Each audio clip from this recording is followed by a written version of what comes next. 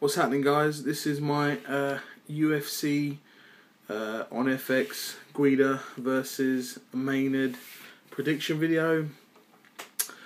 I'm going to go through the Fuel TV card. There's only one fight I'm really going to spend a lot of time with on that card, and that would be the Hatsuhioki fight. So the first fight is Francisco Rivera versus Ken Stone. I'm going with Ken Stone. Dan Miller versus Ricardo Funch. I'm going with Dan Miller. Matt Brown versus Luis Ramos. I'm going with Matt Brown. Nick Catone versus Chris Camozzi. I'm going with Nick Catone.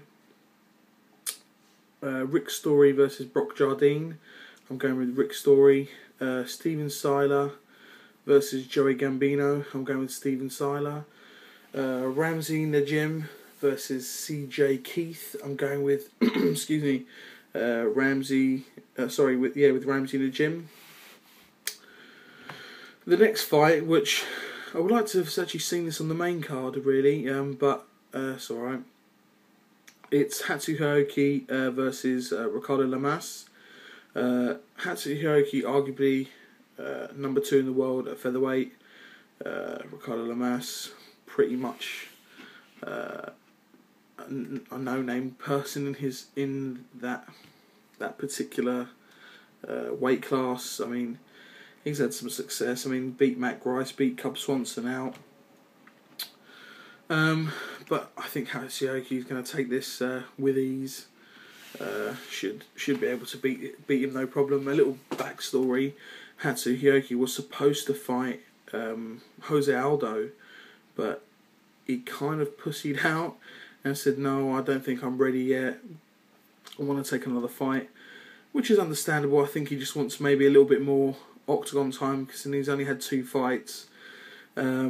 But this doesn't really do much for his career. I mean, he'll probably get the next shot after Eric Koch gets knocked the fuck out. So yeah, that's that. Now on to the main card. We've got Ross Pearson versus Cub Swanson. I see this going one way, and that's Ross Pearson just overpowering him. I think he's going to be the bigger guy coming down from 155.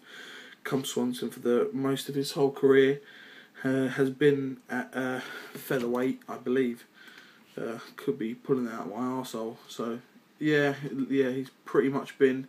He's fought at lightweight, but he's pretty much fought at featherweight since 2006. Yeah, so he's been nearly the whole of his career at that weight. The only notable thing he's actually done is getting knocked out with a double flying knee from Jose Aldo. So that's it. Next fight, Brian Ebersol versus TJ Wallberger. Brian Ebersol 3-0 at the moment, aka I call him Mr. Arrow, because he done that thing with the arrow, the chest hair, for a while. Got some very decent skills. He's very well rounded. He's pretty good everywhere. Division 1 wrestler. Actually, I didn't actually know that. But yeah, he's Division 1 wrestler. TJ Wallberger.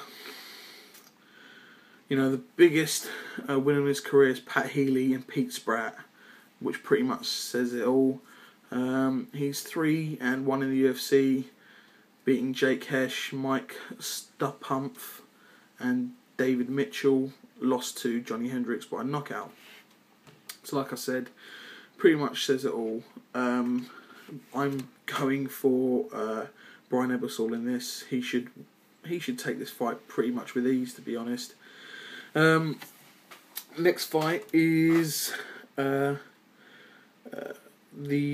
the last in the trilogy. Is the trilogy fight between Sam Stout and Spencer Fisher. Sam Stout won the first fight, which was his first fight in the UFC. Spencer Fisher then went on to win the second fight. Now this is the third fight. Spencer Fisher's 1-4 in his last 5, so he's not looking good at the moment. Sam Stout is... let me have a look. My Wikipedia page is freezing like a motherfucker. Okay.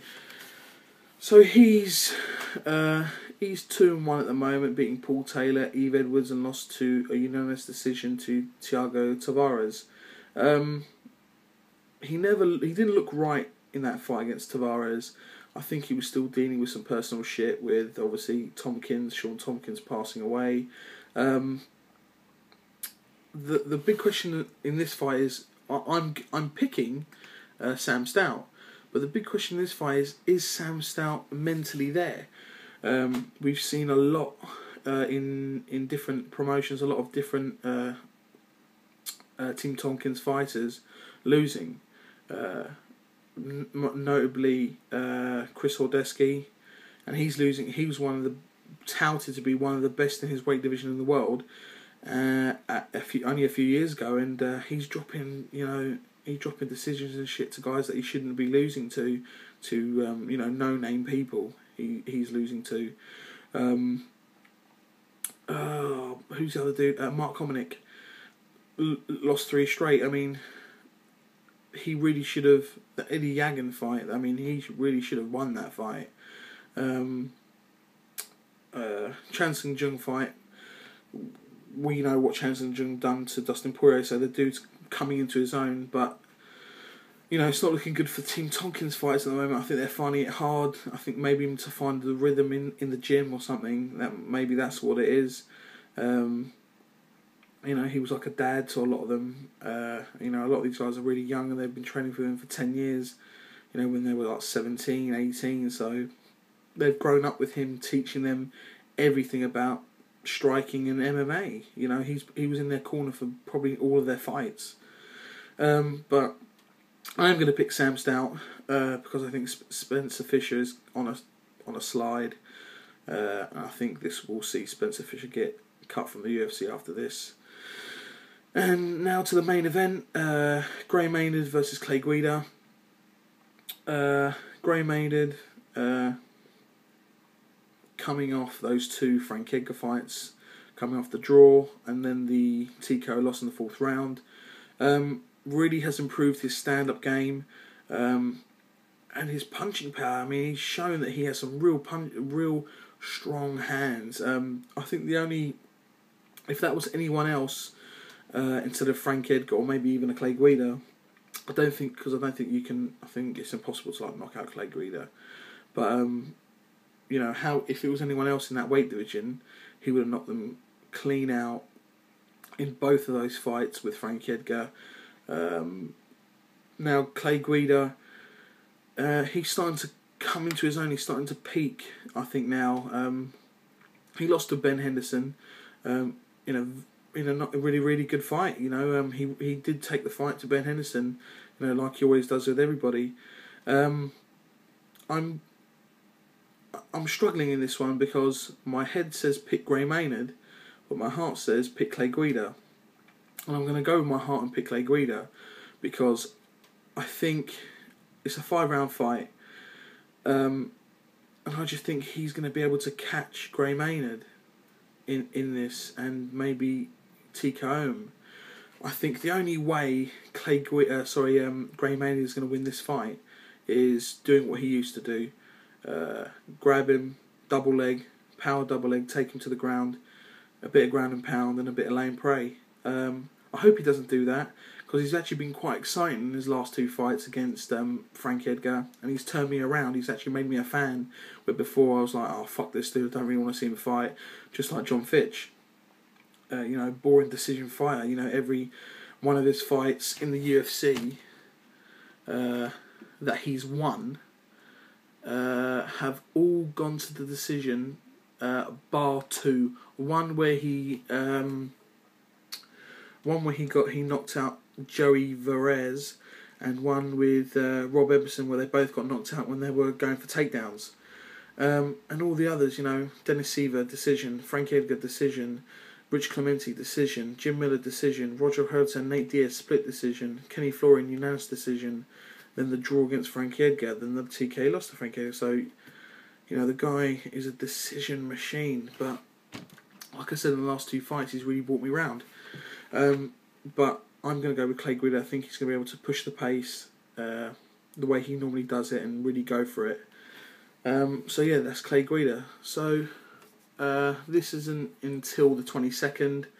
I think maybe tomorrow I'll put out the 148 card that's going down in Vegas, July 7th. The reason I'm going to do that now is because the 147 card, which is before that, they haven't shown the full fight card, so I don't really want to do the video without knowing the full fight card. So yeah, that's it guys. Enjoy. Holla.